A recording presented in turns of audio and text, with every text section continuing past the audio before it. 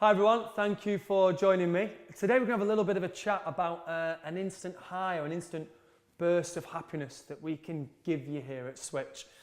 And that's really with exercise in general, but I'm going to speak more specifically about yoga because it's something that we're really trying to push and really trying to get within lots of your plans out there. Many of you now, you'll see you're bombarded with it all over the place, you know, the kind of influx of, on all the social media, the people doing all these sort of yoga poses. And it looks really cool, it looks really trending, it looks brilliant. And you know, there's lots of people who are telling you it's great for exercise, it's great to make you look good. But today I want to focus more on what it does emotionally for us and reasons why it's something that you want to do every single week.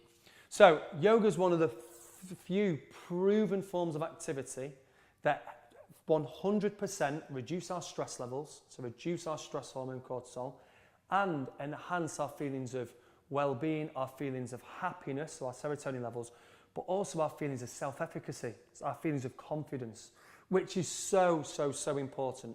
It's important for a few reasons. You know, it's important because, as we've said in many of my other training programs, we want you to be happy. We want you to create a strong, healthy person. And to be that, you've got to be confident. You know, you've got to have that feeling of self-worth and self-efficacy. And yoga is directly linked to that. And yoga is something that is accessible to every single one of us. Often when I'm doing lots of our interval-based training, our high-intensity stuff, I'm always going on about how amazing it is, how great it is to get out of breath and get hot and get sweaty and get moving. And it is. It's brilliant. But that's not accessible for everyone. Where yoga and all our holistic practices that we've built within Switch, they are. They were designed for children, for teenagers, for adults, for those older generations, for those with injuries, for those with ailments, for those with illnesses, with sicknesses. They're accessible for everyone. Now, the way in which yoga gives us this high and this burst of happiness isn't some spiritual voodoo religion type thing, so don't worry if you're not into that, and lots of my clients aren't into that, and lots of people who join us and talk to us at Switch, it almost turns you off a little bit. Let's talk at it from a purely scientific, movement-based point of view. The way in which yoga works is we get you to focus on breathing.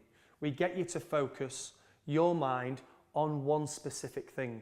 So during the practice, even if it's for 5, 10, 15 minutes, you naturally stop thinking about what you've done that morning, stop thinking about what you've got to do later on that afternoon or evening, whether that's stress from the family, stress from work, stress with bills, stress from being bombarded with all the images of how our body should look, stress from myself ranting and shouting at you during one of our exercise classes. All that goes, and your body naturally drops into a singularity where it focuses on one thing, and that's either breathing or the movement or the posture. Now that's really good for the mind. It's so important because it stops us having all this information, and a lot of the time all this information that's coming to us, all this processing that the brain's constantly having to do is linked into stimulating stress hormone. So straight away, we stop stimulating that hormone, cortisol, so they can lower. The other thing that it does is, as well as reducing stress, you know, when you do, everyone goes, yeah, it makes you relax. I'm sure it does. You know, you lie down, doesn't look like you do an awful lot. Of course, you're not going to be stressed. And it does. But the other thing it does, as well as reducing stress, it lifts happiness. It spikes energy and it spikes those feelings of confidence. It does that by the way in which we teach you to breathe. And again, that sounds ridiculous. How does breathing change the way in which you feel? But it's true, it does. We teach you to draw more out of every breath. We teach you different types of breathing which essentially get your oxygen drunk. So you get drunk on oxygen, which is brilliant. I can testify, having done that for 15 years. It's brilliant. It gives you a natural high that's healthy and good for your body and something that your body craves and needs, oxygen. It's one of our elements that are our life force. And then the last thing that it does is, because our body goes into this kind of singular focused movement, it allows us then to get more out of each and every second and each and every part of the practice. A lot of the time with exercise, and lots of the exercise that I do, lots of the exercise that I teach, we move so fast and we try and build that adrenaline, that feeling of movement all the time, that sometimes we don't stop to kind of consider each and every movement we're doing. Sometimes we get them wrong and we don't gain the maximum potential out of each and every exercise. Yoga doesn't do that.